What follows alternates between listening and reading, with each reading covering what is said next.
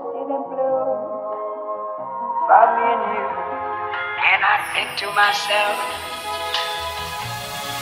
what a wonderful world.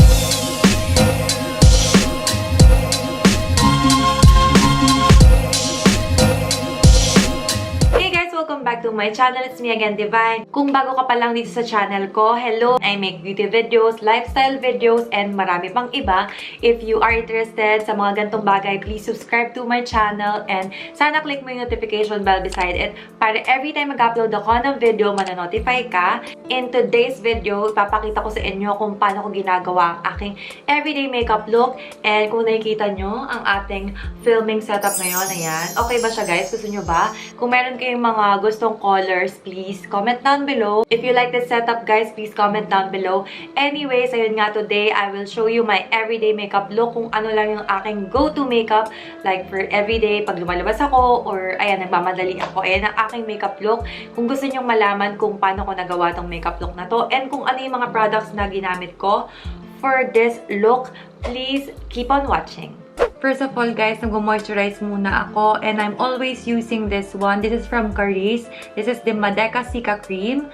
Nakaka-calm siya ng mga red blemishes sa face, guys. So, I suggest this one. Ayan, medyo nangangalahati na nga siya or paubos na siya. I super love this one. I'll be putting the link down below kung gusto nyo mag-order. For my base, I'm gonna be using the April Skin Magic Snow Cushion in the shade 23. I super love this one. This is one of my favorite cushion. Lalo na if I have blemishes. Ito talaga yung ginagamit ko kasi nakakatakip talaga siya ng mga, ayan, tatakpan niya yung mga blemishes. Ang dami ko kasing mga acne scars, guys, na hinihil. Yung cushion na to, guys, hindi talaga ako nawawalan. Lagi ako may stock nito. Kasi nga acne prone ako, hindi ako masyadong nagpa-foundation. Pero, meron akong isasuggest na foundation sa inyo na gustong-gusto ko din. If wala akong mga acne scars, yun yung ginagamit ko. Kasi sobrang ganda ng finish niya. Pero, ngayon nga na meron akong mga acne scars na tinatago, kailangan kong gamitin tong April Skin, which is one of my favorites. I love to use BB cream or cushion. And pag nagmamadali naman, concealer na lang. Para sa everyday, ayan, most of the time, cushion. After ng cushion, guys, I'm gonna be using the Big Cover Pot Concealer from Etude House. Actually, guys, lately ko na lang na-discover na maganda pala yung pot concealer kapag nag-hide ka ng blemishes. Kasi I usually use yung normal na concealer lang, yung liquid concealer. Pero okay pala yung pot concealer. Lalo na kung yung mga pimples nyo is flat na, mas okay siya, mas hindi halata yung mga blemishes. Lalo na kung pipiliin yung shade is yung tamang-tamang shade sa skin tone nyo. So, ako ang pag-apply ko, pakonti-konti lang. Tapos, mini-build up ko na lang siya. By the way, guys, I'm in the shade beige, if you're wondering. After ko naman mag-conceal, pabalik tayo doon sa aking cushion na April Skin para magpantay lang yung shade ng face ko. And magdadab lang ako ng konting product, konti lang, para lang pumantay yung shade ng concealer. If ever na mas light yung concealer ko kaysa doon sa foundation ko. Kasi I really wanted to look very natural. Pag ginawa nyo to, huwag nyo siyang i-drag. Kailangan, ano lang, dab-dab lang ng very light. Kasi lahat ng nilagay nyo concealer, ma-wipe out kung itadrag nyo siya. To set my face naman, guys, marami akong choices. Minsan, I'm using the Into It. And minsan naman, I'm using the Egg Lips na translucent powder lang siya. Ayan, kung ayaw ko ng sobrang coverage. Sometimes naman, kung gusto ko ng coverage and talagang mainit, kailangan ko ng hindi talaga mag-oil up agad yung face ko, I'm using the Makeup Forever na, ano ba to? Velvet ata to na foundation. Ito yung bago kong bili. If you didn't watch my vlog, you can check it out. Sometimes naman, guys, nagbe-bake ako using the Airspun na powder. Pero today, I will use the Into It na lang na foundation. When it comes to foundation, hindi ko siya sobrang nilalagyan ng makapal. Especially for this kind of makeup na everyday makeup lang. Ganito ako maglagay, guys, ng foundation. Pinipress ko lang siya. And pag kumuha ko ng product, ganyan lang din. Ipipress ko siya sa product. Tapos, ipipress ko din sa face ko. Hindi masyadong makapal, guys. Kasi, pang everyday nga lang to, diba? Ito talaga yung everyday makeup ko. So, for my everyday makeup, okay lang sa akin kahit hindi masyadong matakpan yung mga blemishes ko. Basta medyo pumantay lang yung skin tone ko, okay na yun sa akin. Kasi guys, mahirap talaga takpan ng mga acne scars. And ako, okay naman siya takpan. Like, matatakpan mo naman talaga siya. Pero ayoko kasi ng super cakey na face. Lalo na ngayon kasi ang init dito sa Korea. Tapos guys, ako din, nilalagyan ko yung ears ko para pantay yung color. Magko-contour na ako. Unahin ko muna i-contour nose ko. And ang product na ginagamit ko to contour my nose or my face is etong dalawa, which is the Too Cool for School Art Class by Rodin or yung BBA in the shade Peanut Blossom. But today, I decided to use the Too Cool for School. Alam nyo guys, sobrang sikat to sa Korea. And gagamitin ko lang tong brush ko from Real Techniques. Ayan. Before guys, pag nagko-contour ako, ginagamit ko lang talaga yung fingers ko. Pero ngayon, naisip ko parang sobrang pakak kasi pag ganon, masyado siyang halata. And gusto ko talaga pagka everyday makeup ko lang, yung natural lang. Ayoko ng sobrang kapal. Guys, pag nanood kayo ng mga Korean makeup ng mga Koreana, alam nyo, most of them use this one. Sobrang sikat to dito sa Korea. Ewan ko kung bakit.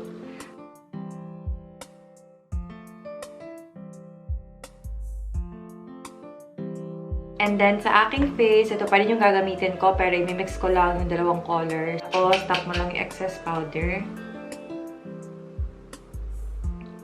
I love this palette, guys, kasi sobrang travel-friendly niya. Tapos, ang ganda pa ng salamin niya. Tapos, ang ganda ng color, lalo na pag minix mo yung dalawa, parang sobrang natural niya tignan sa face. Meron kasi mga pang-contour, guys, na maganda talaga, pero kapag daytime, na okay siya kapag indoor, na nagme-makeup ka. Pero paglabas mo ng bahay, sobrang ang dark na pala, diba? Minsan di natin nakikita. And dito rin sa hairline.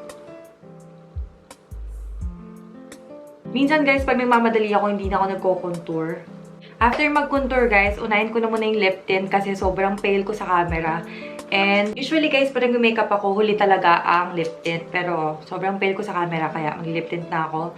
Ang ginagamit ko lang for my lip tint, if everyday lang guys, everyday lang, yung talagang go-to lip tint ko. So, ang go-to lip tint ko talaga is the Paint Box 24-Hour Lip Tattoo from Bench, yung red, and Tony Moly lip tint number 2 or number 1. Ayun yung mga go-to lip tints ko na pag nagmamadali ako, yun agad talaga kinukuha ko. Pero ang dami kong gusto ng mga lip tint, guys. And ayun nga, yung sinabi ko sa June favorites video ko na I'm loving the lip gloss effect. Pero ayun, this time, kasi nga everyday makeup look to. So, paglagay ko ng lip tint, ganyan lang. Idadot ko lang siya sa baba. Tsaka ko siya isa-smudge. If you are looking for a long-lasting na lip tint, I suggest talaga, ito talaga. And sobrang daming product nito for me kasi konti lang yung nilalagay ko pero sobrang pigmented niya na. And this one is around 350 something lang ata. Pero it can last you long time talaga. Pa ako nauubusan ng ganito. Kasi nga tagal niya talaga maubos. Hindi rin ako masyadong makapal maglagay. Minsan nga mas konti pa dito. Pero para makita niyo yung shade, dinagdagan ko lang siya ng very light lang. After ng lip tint, let's move on sa eyebrows naman. And for my eyebrows, I'm using the Shawil powder. Guys, alam niyo, ito na talaga yung ginagamit ko for eyebrows. Ito talaga yung go-to ko na pang eyebrow kasi nga sobrang natural niya. Sobrang bagay siya sa hair color ko. So, before ako maglagay niyan, I'm always using the Nichido eyebrow gel na clear. Ilalagyan ko muna yung eyebrows ko ng ganyan. Tsaka ako maglalagay ng eyebrow powder. So, bago ko siya gamitin, guys, binabasa ko muna lagi yung brush. And itong brush na to is from the Milani, dun sa pomade nila. For my everyday makeup, guys, hindi ako nagpo-full blast ng kilay. Nilalagyan ko lang yung mga spots na walang hair. Sobrang mura lang ng pangkilay na to, guys, pero ang ganda. May fallout siya, guys, kaya binabasa ko yung brush. Ayan, guys, I'm done with my kilay and i-conceal ko lang din yung mga sobra-sobra. Ayan, gamit ako ng concealer brush. After that, kung meron mga fallouts, you can use this kind of brush para maalis yung mga fallouts. Ganyan mo lang. Guys, since this is my everyday makeup look, hindi talaga ako nag-eyeshadow for my everyday makeup. So, hindi ako mag-eyeshadow ngayon. Next naman, mag-curl na ako lang lashes. And, ang favorite ko na pang-curl ng lashes is this Nichido. Sobrang mura lang nito, guys. Siguro less than 100 lang to, if I'm not mistaken. Pero, I super duper love this one. I highly recommend this one. Sobrang love ko to. Ang ganda ng pagka-curl ng lashes ko. Pag ito yung ginagamit ko, papakita ko sa inyo kung gaano siya kabongga. So, yan, as you can see, yung aking eyelash ay straight lang. Hindi siya makapal. Wala talaga siyang buhay. So, I really need to focus sa pag-curl and pagmamaskara. Kung gusto nyo ng magandang outcome ng inyong mascara, kailangan maganda rin yung pagka-curl nyo kasi yun yung magiging base. So, kapag maganda yung pag-curl nyo, maganda yung kalalabasan ng inyong eyelash. So, ayan guys. Ito na yung na-curl ko. And ito yung di na-curl. Gising na yung mata ko. And dito, ayan. Compare nyo. Next step naman sa aking everyday makeup routine is mascara. And kung nanonood ka ng mga videos ko, alam na alam mo kung ano yung favorite kong mascara. And that is the Heroine Make Mascara. Pero today, I decided to use the Fashion 21 na mascara kasi this one is not waterproof. So, madali lang siyang matanggal. So, for my everyday makeup na hindi ko naman kailangan ng waterproof na mascara, ito yung ginagamit ko kasi sobrang dali lang niya kapag nagilamos ka, talagang magtatanggal siya, hindi siya may iwan sa under eye mo.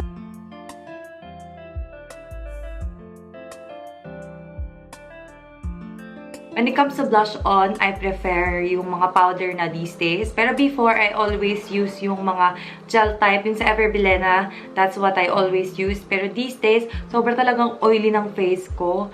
So, I think na kailangan ko talaga is powder na blush. Ang favorite ko for my blush on is yung mga shades na parang fig, yung sa Everbilena. For this time, I'm gonna use the blush on from Kris. And yung shade niya is yung Lasting Love. Para din siyang yung fig ng Everbilena, kaya nagustuhan ko tong isang to. Pag nag-blush on ako, guys, super subtle lang. Very light lang ang nilalagay ko na blush on para lang hindi masyadong pale yung face ko. After matuyo ng aking mascara, let's move on sa aking eyeliner. This is the Heroine Make Waterproof Eyeliner. So, kapag mag-eyeliner ako, guys, sa dulo lang. Kapag everyday makeup lang, lalagyan ko lang yung sa dulo.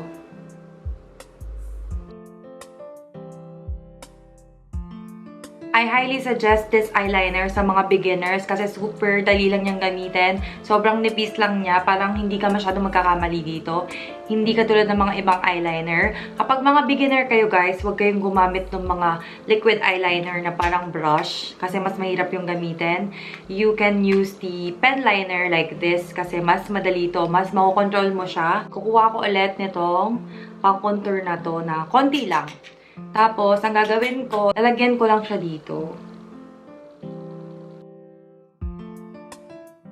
Since hindi nga ako nag-eyeshadow, para magkaroon lang siya ng effect na may shadow siya dito sa ilalim. After that, let's move on naman sa highlighter. Sometimes, hindi ako nag-highlighter, pero this time, mag-highlighter ako para makita nyo. And I'm gonna use the Benefit Dandelion. Kinuha ko yung mini version lang. Kasi I think naman, for the highlighter, hindi ko naman kailangan ng full size. Kasi hindi naman ako nakaka-hit pan sa highlighter. So, I decided to try this one. And pricey din to, kaya mas okay na tong mini na lang para matry ko muna. Wow, look at that. Tapos sa nose din. And then, I'm gonna reapply ulit yung aking lip tint.